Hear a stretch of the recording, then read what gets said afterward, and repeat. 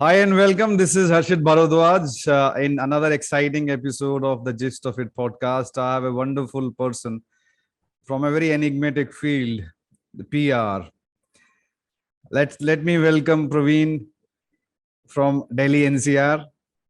Hi Praveen, welcome to the show. Hi Harshit, how are you doing?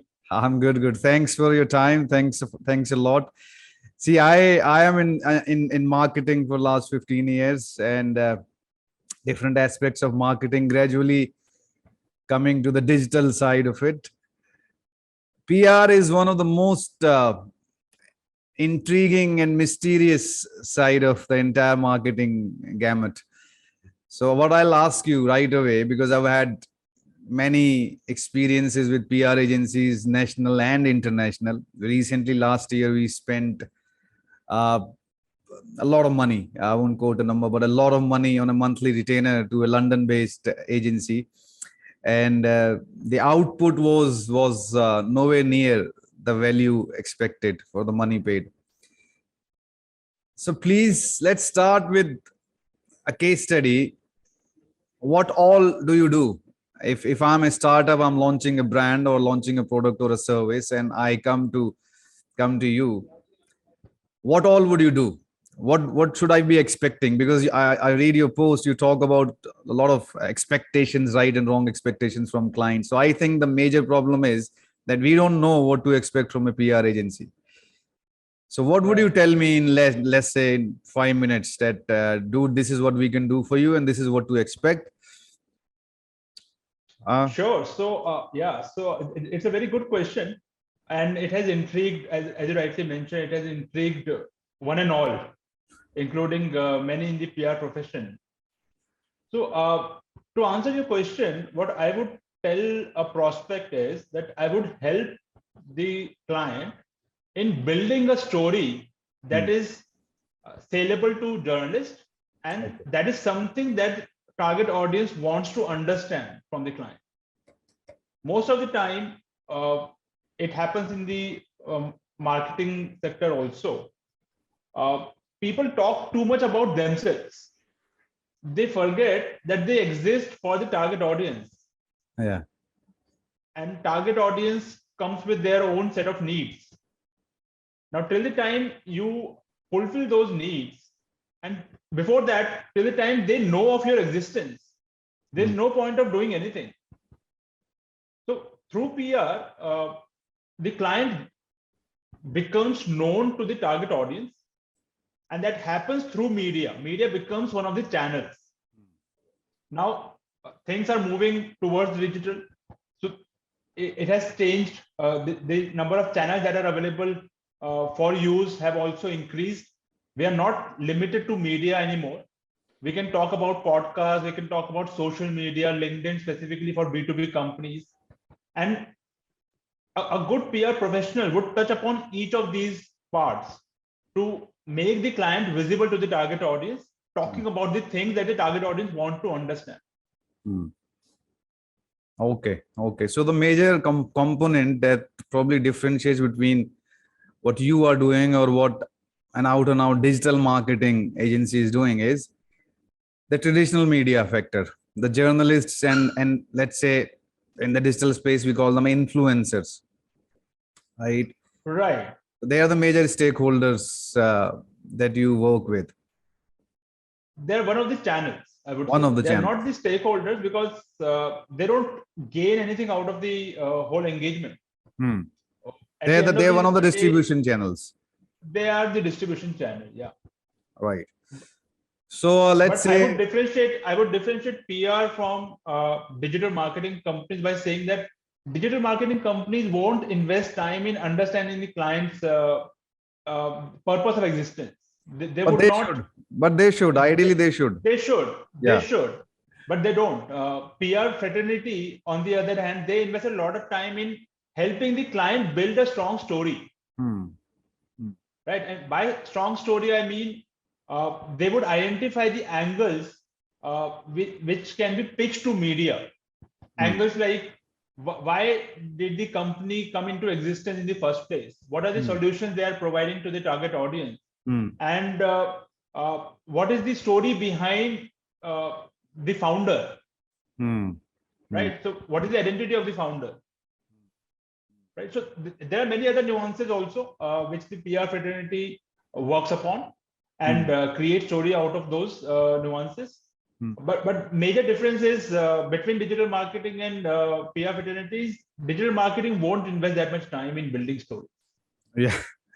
Yeah, because I think they have access to easier channels like paid marketing. They can just buy the distribution very quickly.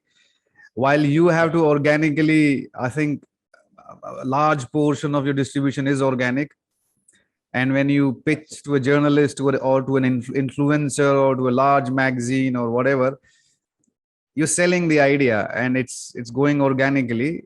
So it should be good enough. So you must spend a lot of time to find that angle and that hook, right?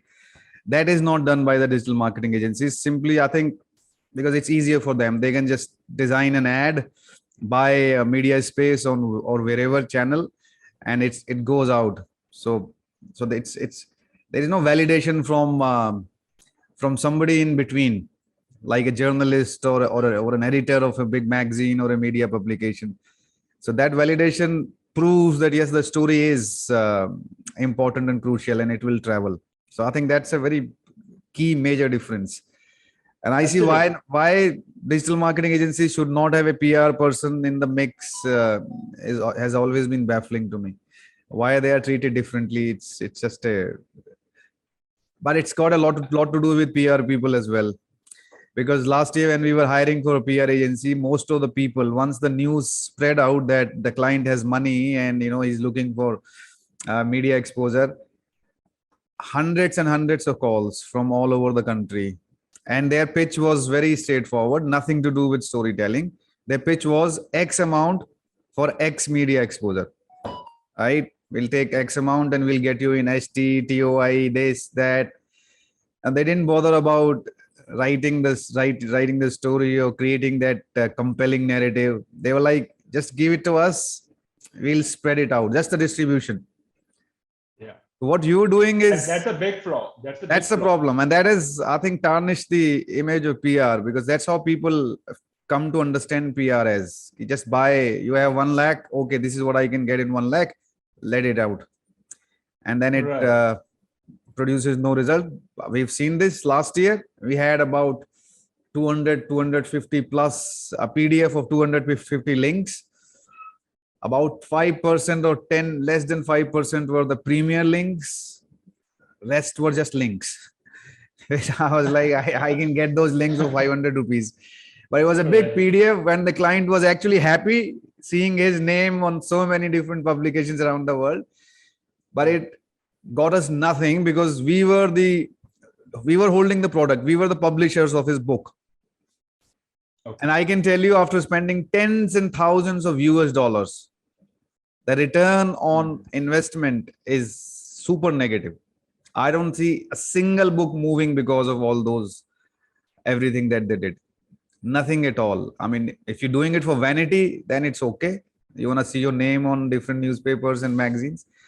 But so that's where, and I continuously kept telling him that rather than doing this, I think it'll be better if you just spending money like this, spend on paid advertising at least, that directly links to a product. So at least we can calculate Absolutely. 100 clicks, one sale, okay, 1% conversion, we can live with that. But here we don't know at all. It's like Right. the ATL of ATL. Why the hell are you doing? It's just Right. eyeballs for nothing. Right. As you rightly mentioned, the problem here in this case was mistargeting. Yes. PR was not the right channel for this, I think. Paid marketing or performance marketing was could have added more value. But it happens with many other clients as well. When it comes to publicity, they look at PR as the cheapest source of publicity, while performance marketing, advertising would take a lot of money from them. Yeah. So they go for PR, but the expectation is that of advertising. So the problem starts from there. And the moment you tell the tell the service provider about, or they figure out that you have a sizable budget, they will swarm to you Yeah. with pitches, with promises, Yes. with numbers, no results. And that's why is that? Is because they have not understood your needs. All they have understood is you are looking for numbers, which you are which you are. But those numbers have to be quality. Those can't be just quantity. Uh, Tom, Dick, and Harry publications covering your news would not make any difference to the objective of hiring a PR agency. Yes. But a story in Times of India, I'm talking in Indian parlance, a story in Times of India or Min would add much more value than hundreds of other news covered by other publications. Absolutely. That's the way. That's the way. I think it's when we used to do like SEO marketing, like trying to generate backlinks. So this approach was actually a backlink building approach, that we get 100 links from okay publications, some good link value, and everything is coming to us. So it builds your ranks in Google, but that's a completely different game. That's a completely different, that the whole idea of that is completely different. So a good story, somebody pitched us that we'll get you in on the cover of Forbes, right? Forbes magazine India for X amount. And the client was super excited. Oh, he could visualize himself on the cover. And at that time, we were just publishing the book. There was nobody knew him. He is a British citizen. And I just asked him, I said, why do you want to be on the Forbes cover? I mean, when people will look at you on the Forbes cover, what is it? What are you launching? It's just a book and it's not out until next 3 months. So unless and until you have a plan in place that you will keep, trying to get into these selected media houses, and the news will keep coming out until there is a consistency of efforts in a specific kind of target audience. One of Forbes, I said, I don't think it's going to crack it until you have a budget for 12 months where you can keep, going to the A-League publications, and you keep, as you said, the story, the different angles of the story keep coming out and the narrative is built. Until you have that plan, you're just wasting your budget for one-off Forbes.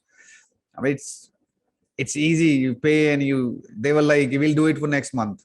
So 3 months down the line, it's X amount. Next month, it's X amount. And he was like, oh, I can do that. And he was like, can you get me on an NDTV? I said, why do you want to go on NDTV? What do you have? What will you say?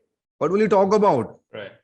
It's just a book that's coming out. There are thousands of books coming out. Why is your book different? We haven't worked on the story. You haven't worked on the story.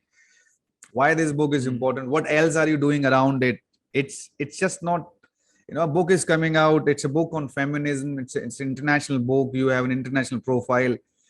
There's so many things you can put together to make it a compelling story, and then different angles slowly get released in A-League media houses. That would make sense. But just bursting the internet with the same bullshit, and those 200 links that we got in the PDF, they were same articles rewritten. Same article rewritten. So I was like, even the SEO factor is gone in these. We won't get any SEO juice from these articles. Right. So they were like, it's a proper con job, I would say. You didn't even rewrite the article properly. Probably got it done via AI or softwares, and changed the headlines, and boom. And so I later found out, which you probably know, that all these, what do you call them, that syndication sites. Newswire services. Yeah, the syndication, and you send one article to them and they send it to 500, and there is a cost, and everyone feels happy. Wow, I got 500 articles for the cost of one. So that's a very bad practice. Very bad practice. That's a transactional mindset, and that's ruining the whole PR industry. everyone is running after numbers. Nobody is thinking of what value they are drawing from those numbers. Like you mentioned, most of the 500 links that you received, there was no SEO juice even. Yeah, not even that. What is the use of spending money? Exactly. Don't spend money, and keep that money with yourself. You will have that will give you much more value than spending money just to see your name in print, or not even in print. It's just floating somewhere on Google. Yeah. It's useless. It's useless. It's Yeah. useless. I always wanted to ask this, and I know my brother-in-law works for McCann's in Delhi. He's senior creative director. So we have many friends in the media buying department of McCann's, and they buy tons and tons of media, millions of dollars worth. And so they always talk about that. Yeah, for example, Priyanka Chopra's wedding, right? So the advertising people, I don't know whether it might be controversial to speak it out publicly, but advertising people say it out loud in their circles that the Nick Jonas and Priyanka Chopra wedding was an international PR stunt. And I was like, yeah, nahi, they. And then they were talking about Deepika and Ranveer Singh, and then everything that Ranveer Singh does, all the stupid things. They're like, this is all done by their PR departments, and it's all scripted. They don't just do it, कि मन करा तो आज nude photo shoot करा लेते हैं, उसको release कर देते हैं, आज JNU में जाके कुछ भी बोला. So they said it's all planned properly by a super, intelligent PR team, and they know what to expect out of it. Is that true? Is there any truth in that? There is an element of truth to that. It happens. It's like we do it in marketing. What is it called? What is that term? When something happens and you take leverage of that, what that term is called? I forgot. It just skipped my mind. But it's the same here. Something like, say for example, JNU was burning at a time. At that time, many actors had gone there to publicize their work, to speak about the issue at hand. And at that time, Deepika had this movie coming out called Padmavat. Yeah. And it was a PR stunt to get the PR mileage out of it by speaking about a subject that is controversial at that time. And what Ranveer does is altogether a PR stunt. But some people do it without having a PR intention behind it. You won't get to know about it till the time you see results from it. But not everyone wants to be in controversies all the time. Right? So some people have that ideological mindset with which they work.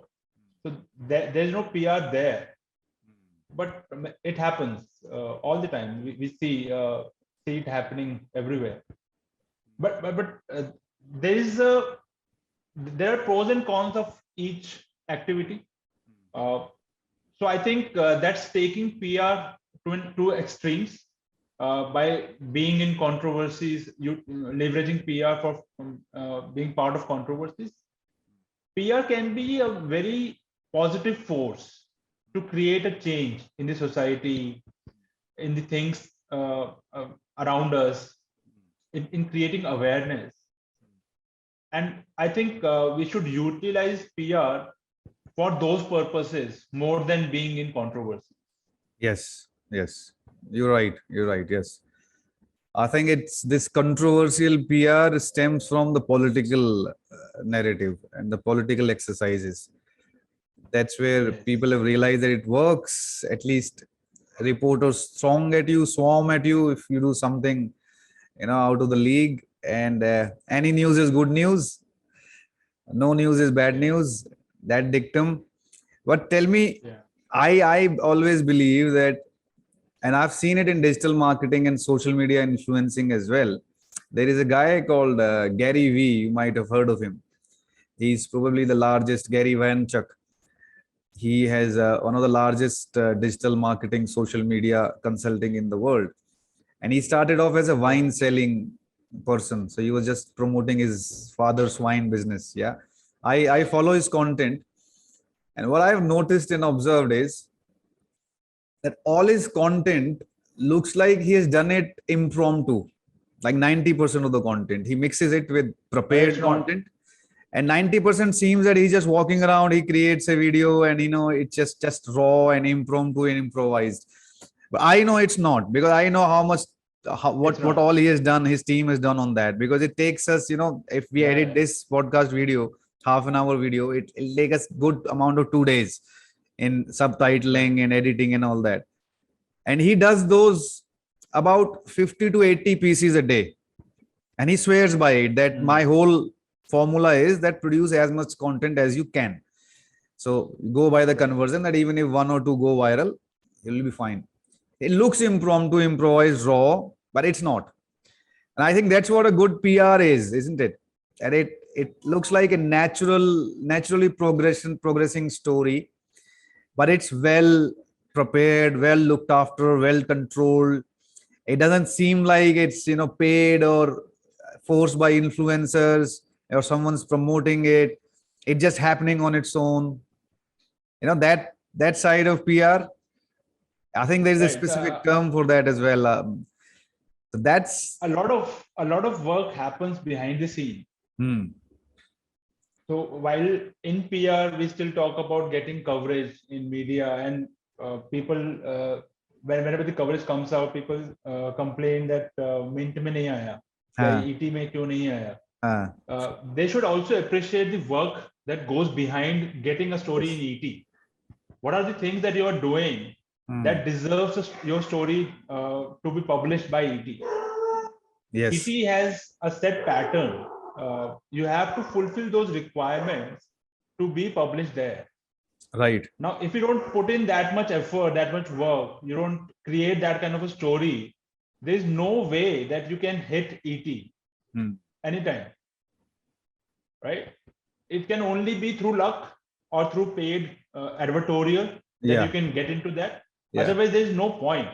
Same thing applies to so many influencers. Gary is there, Ankur Wariku, our Indian Gary Vaynerchuk, right? They have hired big teams just to work behind the scene. Now, Gary and Ankur are the actors. Yes. They will read out the script, but those scripts will be written by somebody, video design and whatever we call it in the digital marketing parlance. Each part will be handled by different members of the team. Yes. Right. So influencing or doing PR in this sense are not very different. A lot of work happens behind the scene, and that has to be there. Without it, you would only talk frivolous matters. Yeah. You would not gain any leverage on social, because people are on social to learn, to be influenced. Right? Otherwise, there is no point of being on social. It's people are there on Facebook, but when we talk of Twitter, LinkedIn, Reddit, even Instagram, people want to know new things. And I think that you need to prepare. As you said, right, one thing that we have learned, the trick is to make it look natural. Because as you said, on social or anywhere where people access content, they want to really know you as a person. So Gary V, a multi-millionaire entrepreneur, if you can get a peep into his real life, so like 100 posts a day, so we get a window into his real life. That shouldn't look artificial. That shouldn't look prepared, which was the norm 5 years ago. Everything was prepared, packaged, in full. Now the norm is, I want to really know who Gary V is, how he thinks on a day-to-day basis. I think that's where the difference between Ankur and a lot of other people and Gary V is. Ankur still sounds very artificial, very scripted. Gary V makes it look so impromptu because he's creating so many content. He's just walking around. Sometimes he just poses nude. He wakes up and he does a reel. And I know it's not impromptu. It's all part of the whole thing. But we want to understand the real person behind, that persona.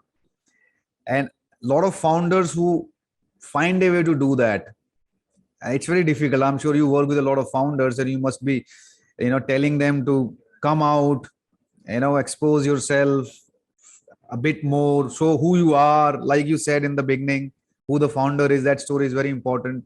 So people want to understand, for example, a very good brand that Blue Smart. So Anirudh Arun is one of the founders. He was in the beginning. Anirudh Arun is a good friend of mine. He's a very good writer. So he used to come to the writing circles. And I know him very well.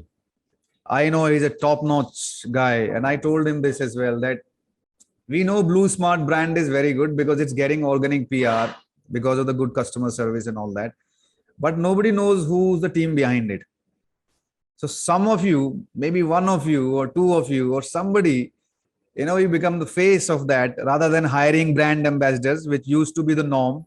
There was a report the other day that brand ambassadors are losing their, revenue to these unknown influencers. There was a big story in some big TOI or ST that people are not inclined to hire Deepika Padukone for X crores. In that, they can hire 10 good influencers where there is solid following. Right. So that how important is that for founders or brands to have a face, which is happening a lot in the Western brands, I can see. Like if you look at all the Indian brands, the big brands, Paytm, we have Vijay, right? Not to that extent, but still we know okay, Vijay hai ji, Aligarh se hai, he's gone from grassroots to doing wonders. Or any other founders, Bansals or Flipkart, we just know very little about them. It's they're still in a glass chamber. And then Ankur comes out and he's like, this is me, and understand me, know me, I'll tell you everything I've done, everything I've achieved. I can share that with you, share my life with you. So how important is that brands bring out the founders, the human elements out? And what is the problem in that from the brand's perspective? Right. So there are many points that I would like to mention here. First is people buy from people. Until and unless gone are the days when I would go to the supermarket and would pick up anything. Yes. It may happen with low ticket size items, but when it's about spending a lot of money, like for example, PR services. Now, if somebody knows me as a person, my ideologies, my values, he or she would feel much more comfortable in discussing his or her requirements with me. That comes before giving me the work. They should feel comfortable in sharing their requirements with me, their pain points. Until unless that happens, I should forget about getting business from them. That's the first point.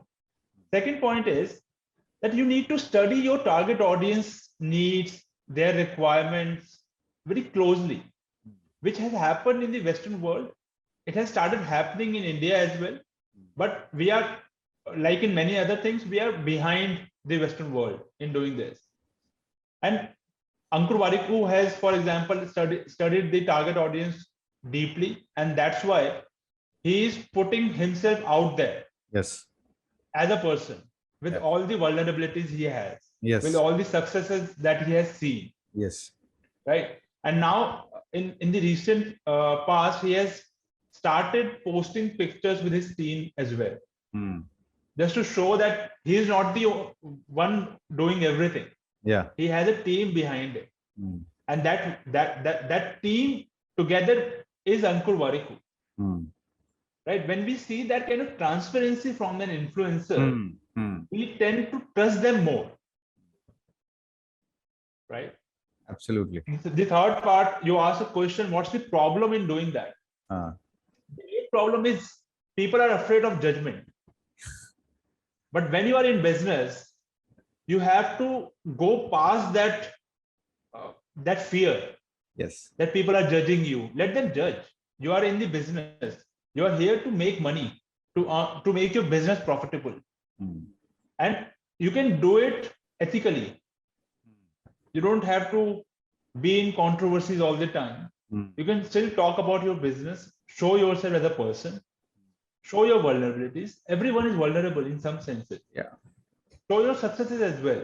Yeah. Show your failures. That makes you relatable to the target audience. Mm.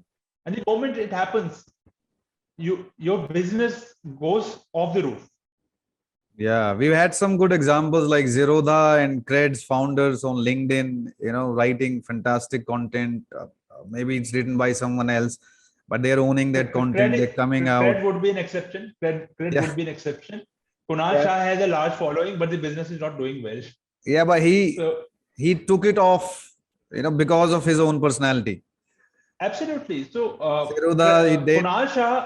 Kunal Shah today is bigger than Cred. Yes, exactly. Yeah. And So he has he his should bring vertical brand wherever he'll right, go. And right, Zerodha is a pretty good. So I understand about that. This is what I talked with some founders, and I personally struggle with it. That because we are in primarily in the book of business of publishing books. So I know when you publish your first book, the biggest fear is the fear of judgment. That what would people think of me when they'll read my book? And that's a number one reason, number one psychological reason that stops people from writing books.